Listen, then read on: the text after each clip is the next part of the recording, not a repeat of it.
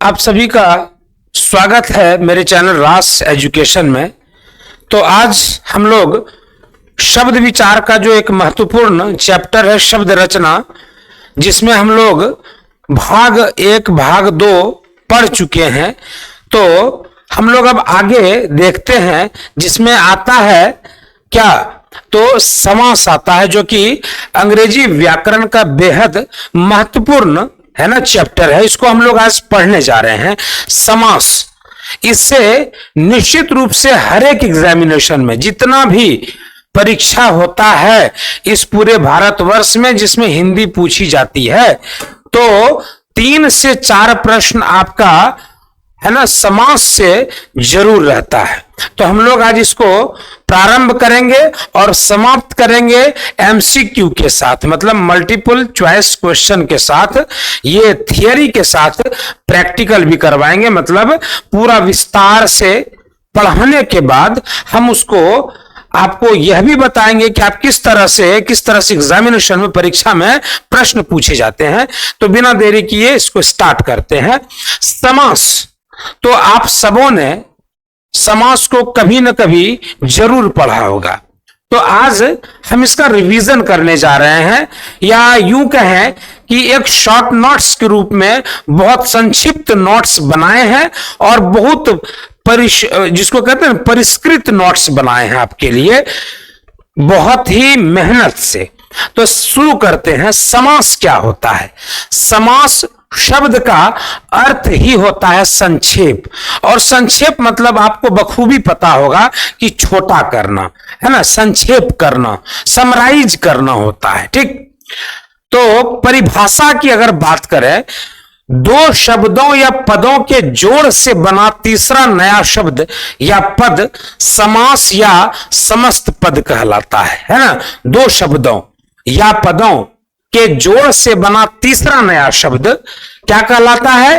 पद या पद, समास या समस्त पद कहलाता है। जैसे अगर चाहेंगे तो एक एग्जांपल हम लिख सकते हैं, जैसे 2 पद अलग अलग हैं, नील और कमल। इन दोनों को जब जोड़ दिए तो क्या हो गया?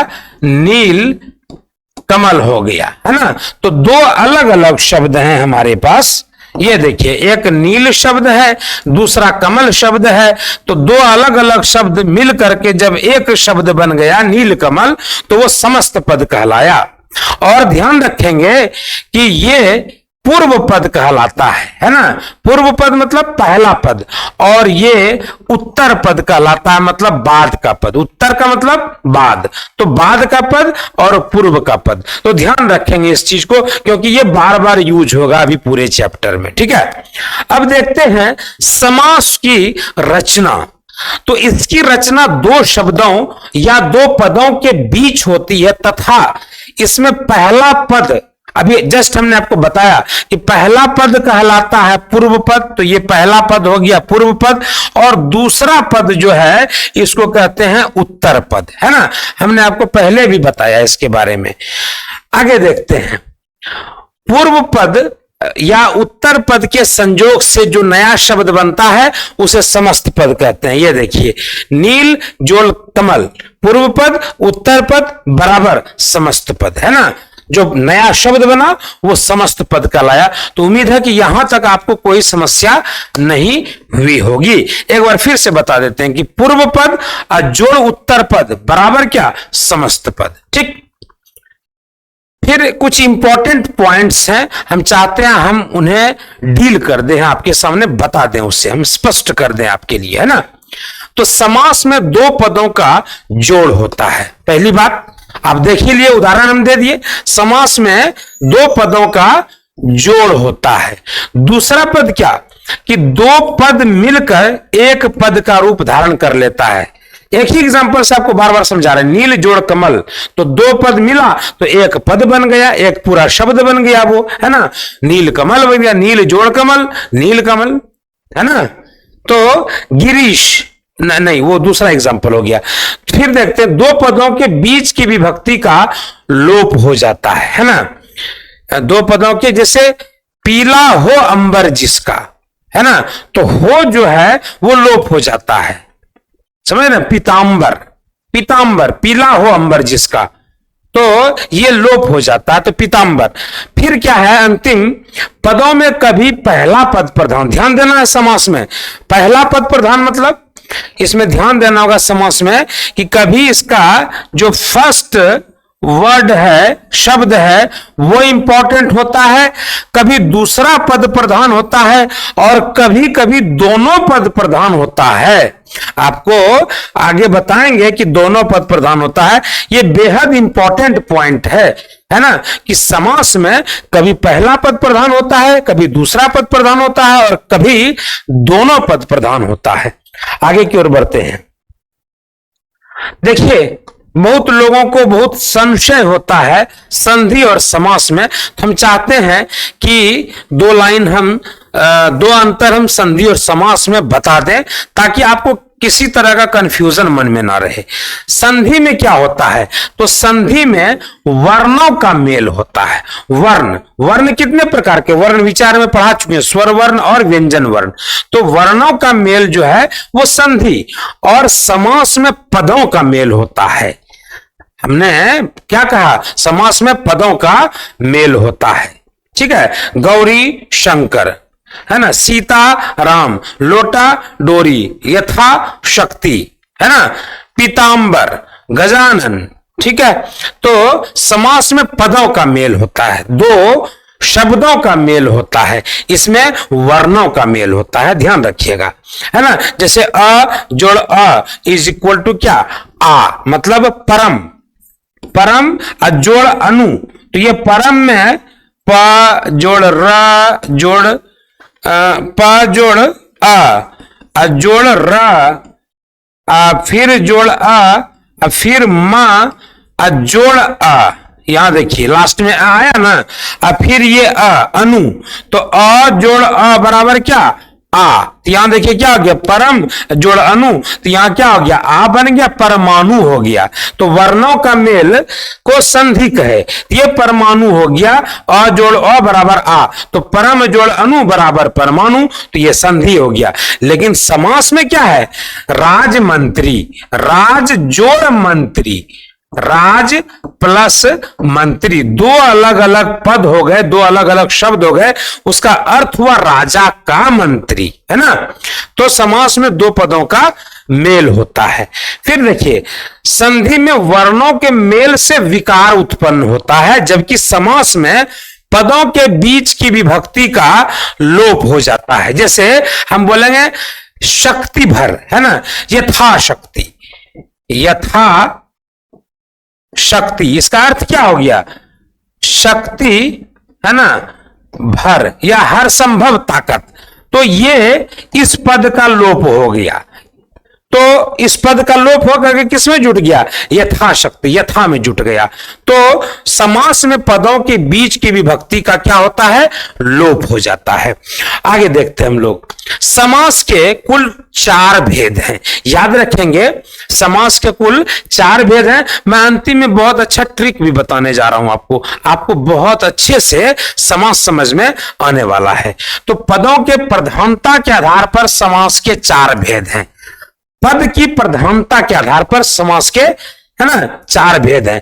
तत्पुरुष समास, है ना, तत्पुरुष समास, दूसरा है द्वंद्व समास, तीसरा है बहुब्रीहि समास और चौथा है अव्ययी भाव समास। याद रखेंगे, तत्पुरुष समास, द्वंद्व समास, है ना, बहुब्रीहि समास और अव्ययी भाव समास। तो इसमें बहुत इंपॉर्टेंट चीज हम लिखने जा रहे हैं, वो अपने दिमाग में एकदम सेट कर लीजिएगा आप, कि अव्ययी भाव समास में, है ना, पूर्व पद प्रधान होता है। इसको एकदम नोट कर लीजिए, स्क्रीनशॉट ले लीजिए। पूर्व पद जो है प्रधान होता है, इसको स्क्रीनशॉट लीजिए अभी मेरे सामने में।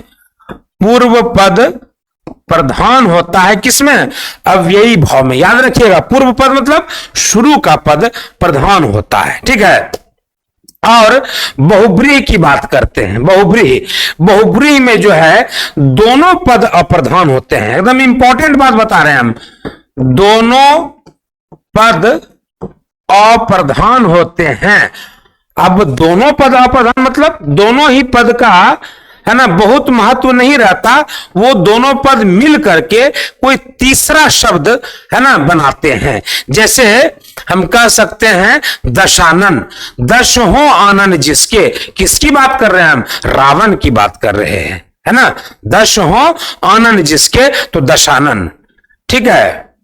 तो ये दोनों पद अप्रधान, मतलब क्या हो गया इसमें कि कोई तीसरा पद प्रधान होता है, ध्यान रखेंगे बहुब्रीहि में। उसके बाद है हम लोग का द्वंद्व समास, है ना। द्वंद्व समास में क्या होता है? द्वंद्व समास में दोनों पद प्रधान होते हैं। द्वंद्व समास में दोनों पद प्रधान होते हैं। लोटा डोरी, गौरी शंकर, सीताराम, है ना। और तत्पुरुष समास में, है ना, तत्पुरुष समास में उत्तर पद प्रधान होता है, याद रखिएगा। तत्पुरुष समास में क्या होता है? उत्तर पद। उत्तर पद, उत्तर पद का मतलब क्या? उत्तर पद का मतलब हो गया कि उत्तर पद का मतलब क्या हो गया? बाद का पद, है ना। बाद वाला पद जो है तत्पुरुष समास, तत्पुरुष का वो प्रधान होता है, ठीक है। किसमें? तत्पुरुष में, कर्मधारय में और द्विगु में, तीनों में ही जो है ना उत्तर पद प्रधान होता है। ध्यान रखिएगा इस चीज का, है ना दर्शकों। आगे देखते हैं, याद रखिएगा इस चीज को।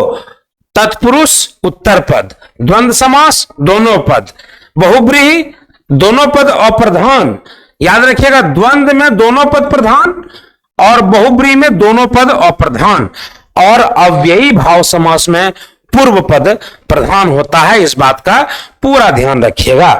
अब आगे देखिए, तत्पुरुष समास में क्या आता है?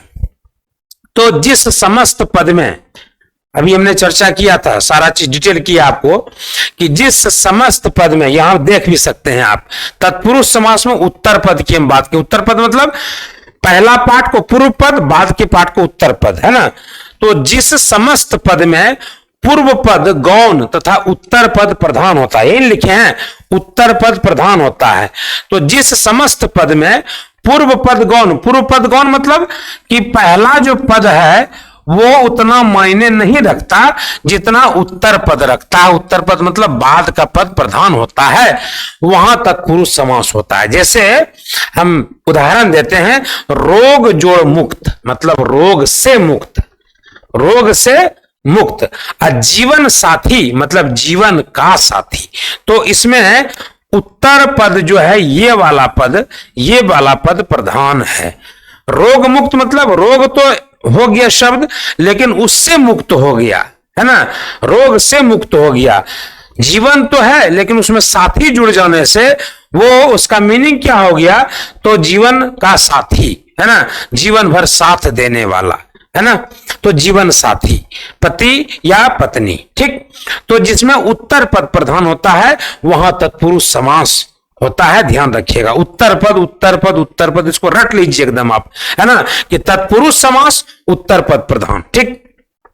नहीं तो इसको स्क्रीनशॉट अभी फिर से लीजिए मेरे सामने में जल्दी से।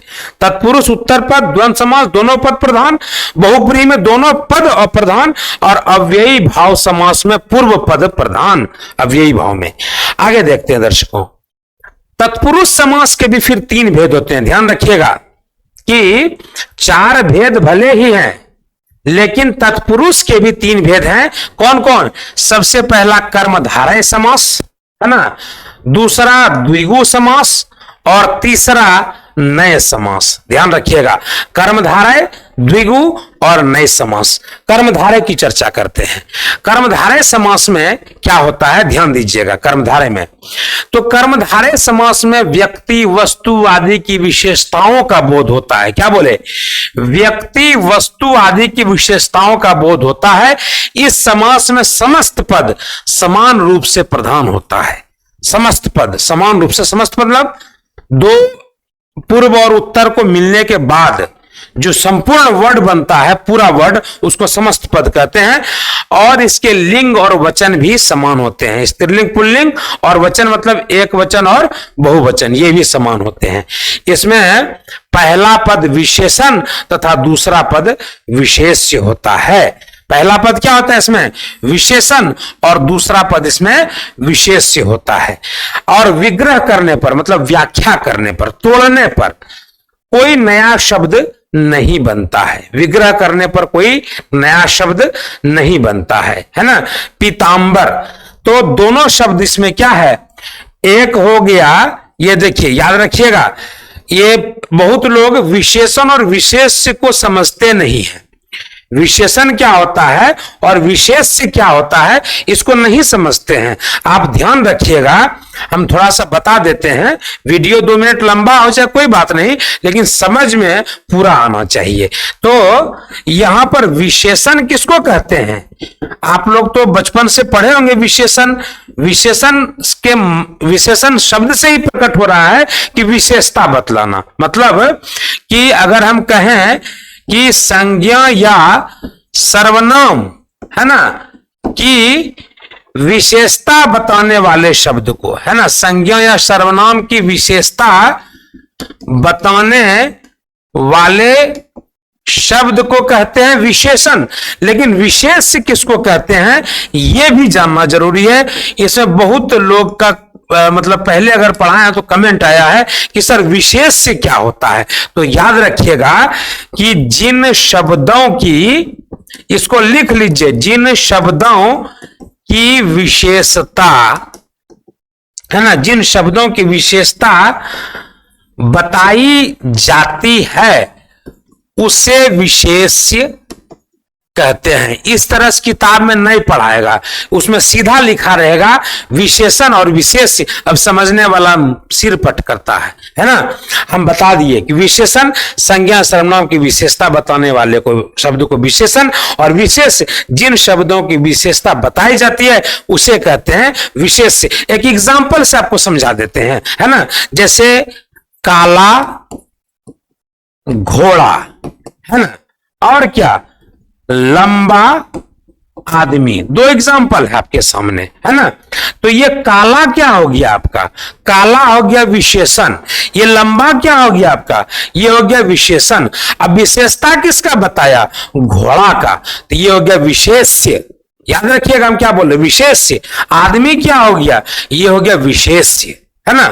तो आपको ध्यान रखना है विशेषण और विशेष्य पर। इसीलिए हम देखिए 2 मिनट समय लगा, लेकिन वीडियो थोड़ा सा लंबा हो जाएगा, लेकिन आपको समझ में पूरी तरह से आना चाहिए, है ना। तो अब देखते हैं आगे, उदाहरण इसका क्या है, पीतांबर, पीला है जो अंबर, है ना। अंबर मतलब वस्त्र, अंबर मतलब यहां क्या, वस्त्र, है ना। नील कमल, नीला है जो कमल, तो ये क्या हो गया, ये कर्मधारय समास हो गया, नीला है जो कमल। ठीक है, आगे देखते हैं हम लोग। कर्मधारय के बाद द्विगु समास। द्विगु समास क्या होता है, ये बहुत सरल है। द्विगु समास में आप तुरंत पकड़ लीजिएगा द्विगु समास कौन सा है। तो द्विगु समास में प्रथम पद, पहला पद जो है वो संख्यावाचक होता है। संख्यावाचक विशेषण भी कह सकते हैं उसको, संख्यावाचक होता है मतलब वो नंबर बताएगा, कितना संख्या। जैसे त्रिलोचन, त्रिलोचन में क्या आया, त्रि मतलब 3। चतुर्भुज, चतुर मतलब 4। चौराहा, चौराहा मतलब 4। पंचानन मतलब 5, है ना। तो जो संख्या बताए, ये तो तुरंत ऑप्शन देख के आपको दे देना है उसमें, है ना। द्विगु समास में प्रथम पद क्या होता है, संख्यावाचक होता है। ठीक, अब आगे देखिए नए समास, इसको भी पहचानना बहुत आसान है। नए समास में प्रथम पद जो है निषेधात्मक होता है, निगेटिव मीनिंग लिए हुए होता है। निषेधात्मक मतलब निगेटिव मीनिंग लिए हुए। जैसे अस्वस्थ, हम बोलते हैं ना, हम अस्वस्थ हैं मतलब स्वस्थ नहीं है, तो न स्वस्थ मतलब अस्वस्थ। अनिश्वर, जहां ईश्वर ना हो, न ईश्वर अनिश्वर। न अर्थ, बोलते हैं ना अनर्थ हो गया, तो जो नहीं होना था वो हो गया, न अर्थ अनर्थ, है ना। तो नए समास में प्रथम पद है ना, अन, और दूसरा पद संज्ञा या विशेषण होता है। तो आपको समझ में आ गया होगा मेरे ख्याल से। आगे देखते हैं द्वंद्व समास। द्वंद्व समास में कोई पद गौण नहीं होता, बल्कि दोनों ही पद जो है वो प्रधान होते हैं, है ना। दोनों ही पद क्या होते हैं, प्रधान होते हैं। तो द्वंद्व समास में जैसे दाल चावल, जल थल, माता पिता, नदी नाला, ये दोनों ही शब्द प्रधान है। इसका भी मीनिंग है, इसका भी मीनिंग है, इसका भी मीनिंग है, इसका भी मीनिंग है। ये दोनों ही शब्द जो है ये प्रधान है अपने आप में, है ना। ये दोनों ही शब्द अपने आप में क्या है, प्रधान है। तो इसको कहते हैं द्वंद्व समास। द्वंद्व समास मतलब जो दोनों पद, जब दोनों पद प्रधान हो उसको कहते हैं द्वंद्व समास। बहुब्रीहि समास अब देख लेते हैं क्या होता है बहुब्रीहि समास। तो बहुब्रीहि समास वह समास है जिसके दोनों पद गौण होते हैं। देखिए द्वंद्व में क्या था, दोनों पद प्रधान, इसमें क्या है, दोनों पद गौण। गौण का मतलब समझते हैं, गौण का मतलब कि मतलब जैसे ये एक पद ये है और दूसरा पद ये है, ठीक है, तो नील अलग और कंठ अलग कर दीजिए, ठीक है, तो दोनों का कोई खास मीनिंग नहीं निकलेगा। लेकिन जब दोनों को जोड़ देते हैं तो उसका कोई तीसरा अर्थ निकलने लग जाता है। नीलकंठ, नीला हो जिसका कंठ। हम किसकी बात कर रहे हैं, भगवान विष्णु ने गरल यानी विष पिया था तो कंठ में रख लिया, इसके वजह से उनका कंठ नीला पड़ गया, तो वो क्या कहलाए, वो नीलकंठ कहलाए, मतलब भगवान शंकर की हम बात कर रहे हैं। लंबोदर, आपने भगवान गणेश को देखा होगा, तस्वीरों में गिफ्ट भी करते होंगे उनको। लंबा हो उदर जिनका, जिनका पेट लंबा हो, है ना, उसको कहते हैं लंबोदर गणेश जी, है ना, लंबा है उधर जिनका। और फिर है दो बार जन्म हो जिसका, मतलब हो गया द्विज ब्राह्मण, है ना, दो बार जन्म हो जिनका द्विज कहते हैं उनको। तो इसमें दोनों पद क्या है, एक लंबा और उदर। लंबोदर का मतलब क्या हो गया, लंबा प्लस उदर, तो एक पद ये एक पद ये। अब देखिए लंबा एक अलग टर्म हो गया, उधर एक अलग टर्म हो गया, है ना, दोनों पद का कोई खास मीनिंग नहीं निकलेगा। लेकिन अगर दोनों को जोड़ देते हैं तो कोई तीसरा मीनिंग निकल जाएगा, उसी को कहेंगे हम लोग बहुब्रीहि समास, है ना। तो बहुत लोग कंफ्यूज कर जाते हैं बहुब्रीहि में और कर्मधारय में, है ना, और कभी कभी किसमें, तो द्वंद्व समास में, द्विगु समास में कंफ्यूज कर जाते हैं। तो इस वीडियो को अगर ध्यान से देखेंगे तो आपका कंफ्यूजन दूर हो जाएगा। एक एग्जांपल हम छोड़ दिए, चंद्रशेखर, है ना, जिसके शिखर पर चंद्रमा हो। भगवान शंकर का आप तस्वीर देखेंगे तो शिखर पर, है ना, उनके चोटी पर जो है चंद्रमा है। तो हम किन की बात कर रहे हैं, शंकर भगवान की बात कर रहे हैं, ठीक है। तो इसको ध्यान आप लोगों को रखना पड़ेगा। अव्ययी भाव समास, अंत अब लास्ट है ये। तो अव्ययी भाव समास, जिस समास का पहला पद कोई अव्यय तथा प्रधान हो उस समास को अव्ययी भाव समास कहते हैं। अव्ययी भाव समास उसको कहते हैं। तो हमको तो नहीं लगता है कि इसमें कोई दिक्कत होना चाहिए, है ना। जैसे प्रथम पद में क्या क्या आएगा, अव्ययी भाव को पहचानने का नियम क्या है, प्रथम पद में अनु आएगा, आ आएगा, प्रति आएगा, भर आएगा, यथा आएगा, है ना।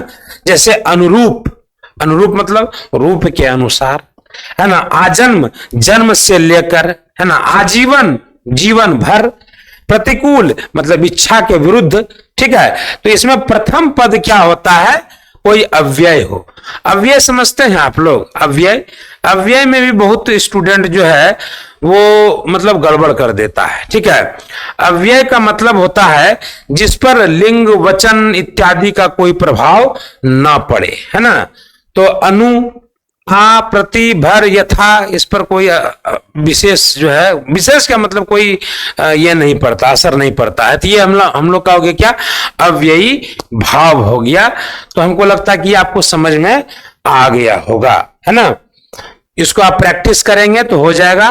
तो थियरी हमने करवा दिया, अब बात करते हैं प्रैक्टिकल की। प्रैक्टिकल मतलब हमने जिसे पढ़ाया, अब ये जरूरी है कि आप क्या समझे, आप उसका उत्तर मेरे उत्तर देने के पूर्व ही बताने का प्रयास करेंगे कि हमने जो पढ़ाया उसमें हम सफल हो पाए या नहीं। तो पहला है समास का शाब्दिक अर्थ क्या होता है। तो संक्षेप होता है, विस्तार होता है, विग्रह होता है या विच्छेद। तो सबसे पहला लाइन हमने यही लिखा था कि समास का शाब्दिक अर्थ होता है संक्षेप। तो पहला उत्तर होगा संक्षेप। अगले प्रश्न की ओर चलते हैं। इनमें से कौन अव्ययी भाव पद है ना। अव्ययी भाव पद है तो हमने अभी जस्ट आपको बताया था, है ना। प्रतिदिन, ये अव्ययी भाव है। प्रतिदिन मतलब रोज, दिने दिन, है ना। तो ये हमारा अव्ययी भाव है। अगला देखते हैं, निम्न में कौन सा कर्मधारय है ना। कर्मधारय समास बता सकते हैं। चक्रपाणी है या चतुर्युगम है या श्वेतांबर है। श्वेत हो अंबर, है ना। श्वेत जैसा अंबर, अंबर मतलब वस्त्र, है ना। तो श्वेत अंबर, तो ये हो जाएगा हम लोग का सी नंबर, कर्मधारय समास है। अगला देखते हैं, गजानन में कौन सा समास है। द्वंद्व है या बहुब्रीहि है, तत्पुरुष है या कर्मधारय है। तो हम क्या बताए थे बहुब्रीहि में, कि बहुब्रीहि में क्या बताए थे कि दोनों ही पद क्या होते हैं, अप्रधान होते हैं। अप्रधान मतलब नॉट इंपॉर्टेंट, लेकिन वो कोई तीसरा अर्थ देता है, दोनों जुड़ने के बाद कोई तीसरा अर्थ। तो वही हाल है किसका, ये वर्ड गजानन का, है ना। गज जोड़ आनन। देवासुर में कौन सा समास है बता सकते हैं। बहुब्रीहि है कि कर्मधारय है कि तत्पुरुष है कि द्वंद्व है। तो देव और असुर, है ना। लोटा डोरी, गौरी शंकर, सीता राम। तो अब आपको याद आ गया होगा हम किसकी बात कर रहे हैं। जी हां, हम बात कर रहे हैं द्वंद्व समास की। ये आपका उत्तर होगा। आगे देखते हैं, वनगमन में कौन सा समास है बंधु, है ना। बहुब्रीहि है, द्विगु है, तत्पुरुष है या कर्मधारय है। बता सकते हैं क्या वनगमन में कौन सा समास है। तो आपको याद रखना होगा वनगमन में तत्पुरुष समास है ना। तत्पुरुष, वन की ओर गमन, वन की ओर गमन, ठीक है। गमन इंपॉर्टेंट है। पंचतंत्र में कौन सा समास है। अब देखिए आपको पता चल गया होगा, पंच मतलब पांच, आ गया होगा समझ में, पक्का आ गया होगा समझ में, है ना। पंच मतलब क्या हो गया, पांच। तो पक्का आपको समझ में आ गया होगा हम किसकी बात कर रहे हैं। जी हां, हम बात कर रहे हैं बिल्कुल बिल्कुल बिल्कुल, है ना, किस समास की, तो द्विगु समास की। क्योंकि द्विगु समास क्या करता है, वो आपको संख्या बताता है, नंबर, चतुर्भुज, त्रिनेत्र, पंचानन, है ना, ये सब। आगे देखते हैं, देशभक्ति कौन सा समास है बता सकते हैं। द्विगु है कि तत्पुरुष है कि द्वंद्व है कि बहुब्रीहि है। तो ये बहुब्रीहि है, ठीक है, बहुब्रीहि समास है। आगे देखते हैं, कौन सा बहुब्रीहि समास का उदाहरण है। कौन सा बहुब्रीहि समास का उदाहरण है। निशिदिन, त्रिभुवन, नीलकंठ या पुरुष सिंह। बता सकते हैं कौन सा बहुब्रीहि समास का उदाहरण है। तो इसमें आपका इंपॉर्टेंट हो जाएगा नीलकंठ, ये वाला हो जाएगा आंसर। नीला हो कंठ, जिसका मतलब भगवान शंकर की हम बात कर रहे हैं। आगे देखते हैं, त्रिलोचन में कौन सा समास है बता सकते हैं। अव्ययी भाव, कर्मधारय, बहुब्रीहि या इनमें से कोई नहीं। तो बहुब्रीहि, त्रिलोचन, है ना, त्रिलोचन बहुब्रीहि समास। अगला देखते हैं, चौराहा में कौन सा समास है। बहुब्रीहि, तत्पुरुष, अव्ययी भाव या द्विगु। तो चौराहा, चार राह, है ना। दशमुख में कौन सा समास है। कर्मधारय, बहुब्रीहि, तत्पुरुष या द्विगु। तो इसमें बहुब्रीहि, दशमुख का अर्थ निकलता है, मतलब हम रावण की बात कर रहे हैं। ये दोनों पद अप्रधान है, लेकिन कोई तीसरा मीनिंग ये दे रहा है, ठीक है। महादेव में कौन सा समास है। महान देव मतलब महादेव। तो बता सकते हैं इसमें कर्मधारय समास है ना। देव महत्वपूर्ण है, उत्तर पद प्रधान होता है। आगे देखते हैं, विशेषण और विशेष के योग से कौन सा समास बनता है। अभी हम आपको बताए भी थे विशेषण और विशेष से, तो कौन सा बनता है बता सकते हैं। विशेषण और विशेष से, इसमें कर्मधारय होगा इसका उत्तर। अगला देखते हैं, किस शब्द में द्विगु समास है। किस शब्द में बता सकते हैं द्विगु? आजीवन में, भूदान में, सप्ताह में या पुरुष सिंह में? तो सप्ताह में है ना, द्विगु समास है। किसमें सही समासिक पद है? पुरुष धन्वी, दिवा रात्रि, त्रिलोकी, मंत्री परिषद। तो समास की बात अगर करेंगे तो ये इसमें समास है, बाकी किसी में समास नहीं है ना। दिवा रात्रि, दिवा रात्रि सही समासिक पद की बात हो रही थी, इसलिए। द्विगु समास का उदाहरण है, बता सकते हैं कौन? द्विगु में क्या बोलते हैं? संख्यावाचक। तो पंच मतलब पांच, पंच तत्व, एकदम देखते ही मार देना है ऑप्शन। अगला देखते हैं, इनमें से द्वंद्व समास का उदाहरण है कौन सा, बता सकते हैं? पीतांबर, नेत्रहीन, चौराहा, रुपया पैसा। तो द्वंद्व समास हो गया रुपया पैसा, है ना। अगला देखते हैं, अव्ययी भाव समास का एक उदाहरण, यथाशक्ति का सही विग्रह क्या होगा? यथाशक्ति का सही विग्रह क्या होगा? तो जैसी शक्ति। यथाशक्ति का क्या होगा? जैसी शक्ति, जितनी शक्ति, शक्ति के अनुसार, या यथा जो शक्ति था, हम इसका लिखाए भी थे, शक्ति के अनुसार, है ना। पाप पुण्य में कौन सा समास है? फिर वही आ गया, द्वंद्व समास है। तो इस तरह से हमने थियरी के साथ साथ प्रैक्टिकल भी कराया आपको हमने पढ़ा करके प्रश्न कैसे पूछा जाता है यह भी बताया। और लाइक, शेयर, सब्सक्राइब इसलिए करेंगे आप क्योंकि हम रात के 11:30 बज रहे हैं और अभी भी आपके लिए वीडियो बना रहे हैं। अब घर जाएंगे, 12 बजे तक घर पहुंचेंगे, इसलिए भी लाइक, शेयर और सब्सक्राइब करेंगे। समय हो गया है रात के 11:34। आप देख सकते हैं, हम इसको जूम कर देते हैं। 11:34 आपको दिख रहा होगा। तो लाइक, शेयर, सब्सक्राइब करने का एक ये भी वजह है, ठीक है। अभी 12 बजे तक घर हम पहुंचेंगे, तो थोड़ा सा आप कृपा दृष्टि डालिए और मेहनत जैसे हम कर रहे हैं उसी तरह आप भी मेहनत करिए। हाँ बेटा निकल। अच्छा ठीक है। चलिए सर।